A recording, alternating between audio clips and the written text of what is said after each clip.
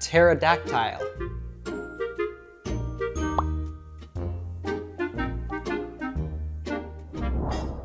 Yacht.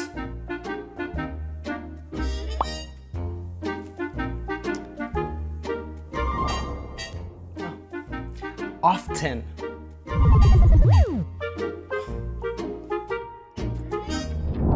As language learners, we often strive for perfect pronunciation because how we sound is the first thing that people hear when we speak. Now, we're afraid that if we make a mistake, especially when it comes to pronunciation, our value will diminish and others will realize that maybe we're not as good as we say we are. But let's be honest, in many cases, English pronunciation makes no sense. Now, unlike some other phonetic languages that I've learned, like Spanish for example, where words that are spelt in a particular way usually have a predictable sound, in English, words that are spelt the same way might sound different, like read and read, and words that are spelt different might sound the same, like vein and vain. Now, if this drives you crazy, you are not alone. Many English learners feel frustrated, wondering how they should learn pronunciation and what they can do to effectively improve. Well, in today's lesson, our Beyond Borders guests will share some of the best methods that you can use to improve your pronunciation. So get ready to be inspired. And hey, if you are new here, then be sure to hit that subscribe button and the bell down below because we want to join you on your English learning journey every week and help you to go from being a bored and ineffective English learner to being a confident and natural English speaker. So join our community of over 300,000 so that you don't miss new lessons every single week.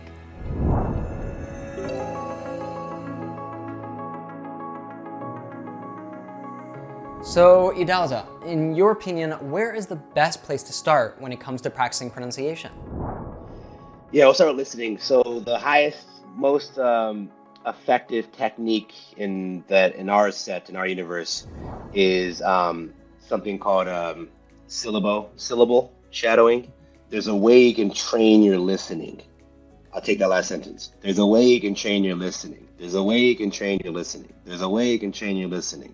You might be trained to listen for the words I'm saying. There is a way, right? But that's not what I'm saying. There's a way you can train your listening. There's a way you can train your listening. You can hear it as syllables. So what you would do is you'd practice maybe clapping along with it. There's a way you can train your listening. There's a way you can train your listening. I'm getting people to sync with the rhythm of the speech with their bodies. So you can do it with your hands. There's a way you can train your listening. You can move your lips with it. All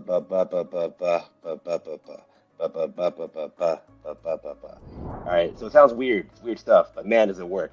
What you do is you just get English phrases, or you get whatever you're watching, and then you practice being in sync with it, with your own body, and paying attention and making the adjustments.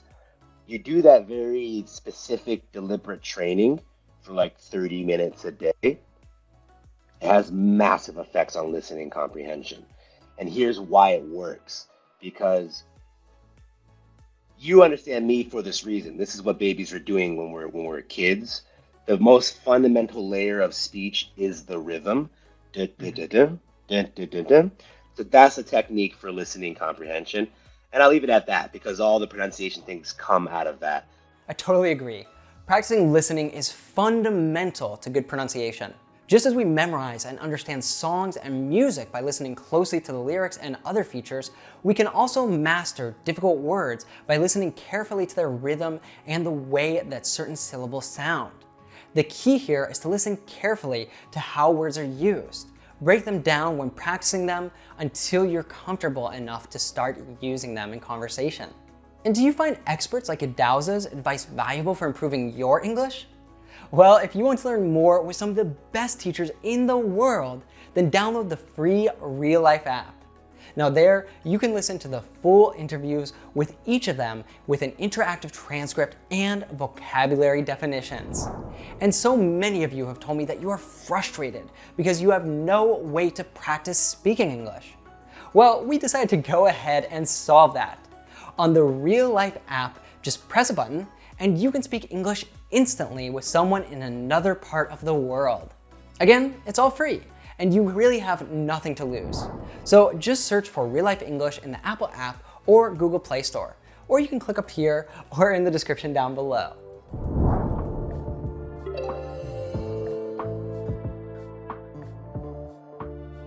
So Mark Hancock has written 26 books on the subject of English pronunciation. So you could say that he's a bit of an expert. Mark, what can learners do to help them to remember the sound patterns of the words that they're learning? The rhymes and raps are great for like drilling type work, practicing getting your mouth around it. I know they also stick in the memory like a earworm, something which sticks in your memory.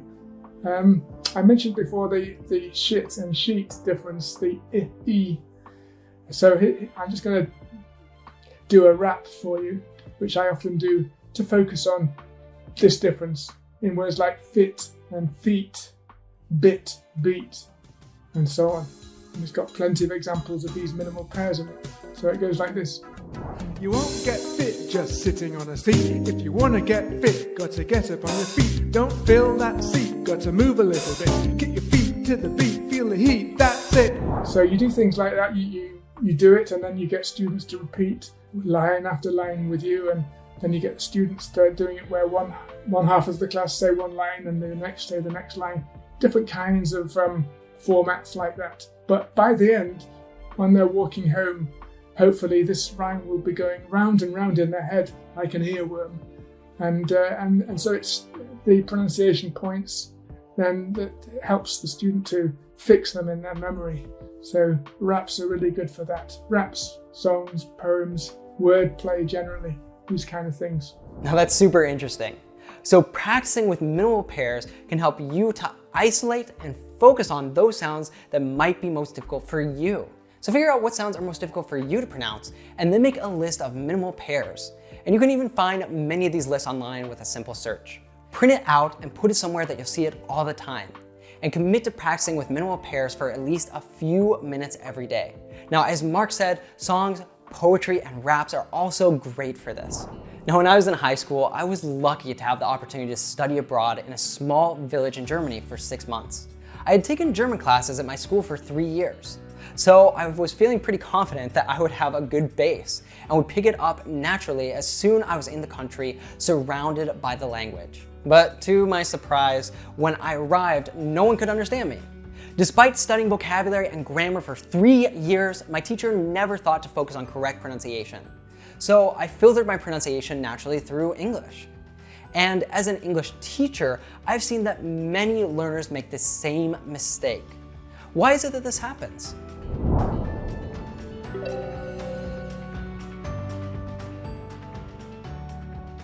Sometimes the listener hears what they expect to hear. So your teacher is saying ich, but you think that the teacher is saying ich. You somehow filter the message that is coming in your ears. You filter it through your own language. What fixes in your memory is actually anglicized version in this case of the other language. This happens a lot, and part of what pronunciation teaching is about helping students to hear objectively. You know, that makes sense. So when learning a new language, especially when it comes to pronunciation, it's important that you set aside the rules and structures of your native language, as this can not only confuse you, but also delay your progress. Of course, as adults, it's not as easy to learn a new language without the interference of our native tongue, but it is important to be aware of this and consistently try to avoid the first language interference.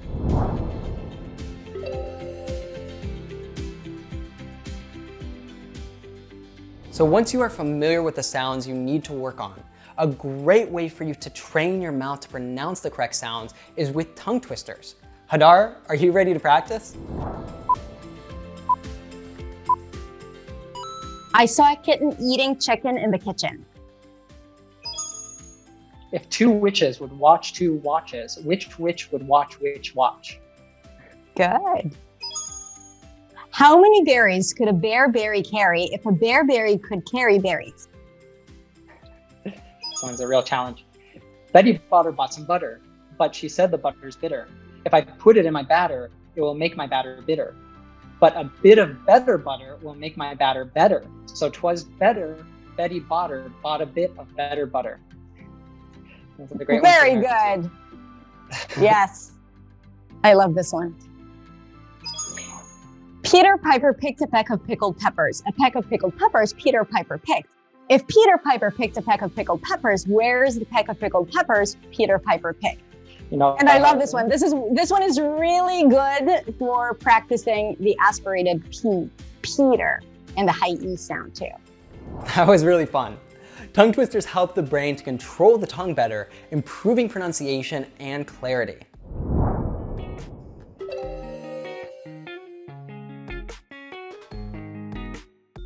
Anna, do you find it is effective for learners to be super strict on themselves when it comes to pronunciation?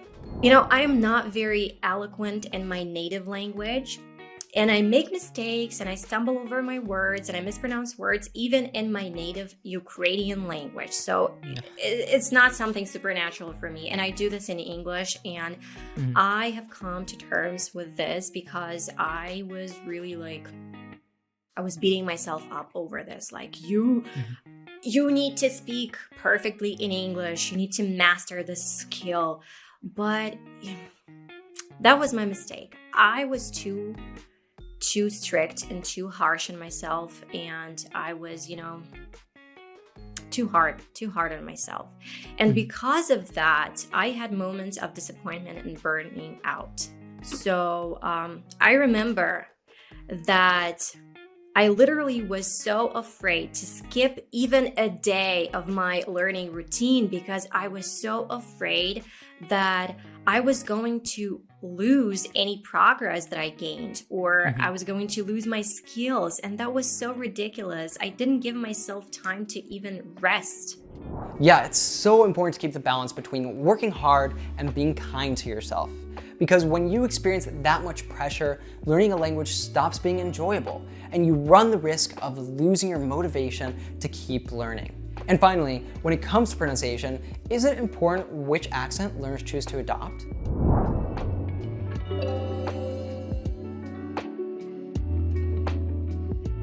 If you enjoy learning English and if you enjoy working on your pronunciation and speaking with an American or British or whatever accent, just go for it. Just do it. You do you. There you have it. Expert tips from our exceptional guests for improving your pronunciation fast on your own. Just to recap, they are: train your ears so that you can reproduce sounds. Learn with songs, rhymes, and raps. Don't listen with expectations. Focus on the sounds. Find fun ways to practice. Be kind to yourself. Acknowledge your effort. Don't worry about what others have to say. You do you. Remember that if any of their tips really stuck out to you, then you can check out the full interview with them on the RealLife app, linked down in the description below. Next, you might want to check out our lesson about imposter syndrome, which will help you to identify ways to overcome the fears and pressures of perfectionism. Let's watch a clip from that. Okay, so according to a study published by the Journal of Behavioral Sciences, approximately 70% of people suffer from imposter syndrome. People of all ages, from a variety of careers and jobs, struggle with it every single day of their lives. You've probably experienced it on some level yourself, like not believing in your ability to do something and fearing that people will find out, judging your capability to the point of calling yourself a fraud, and believing that everyone else is better than you are.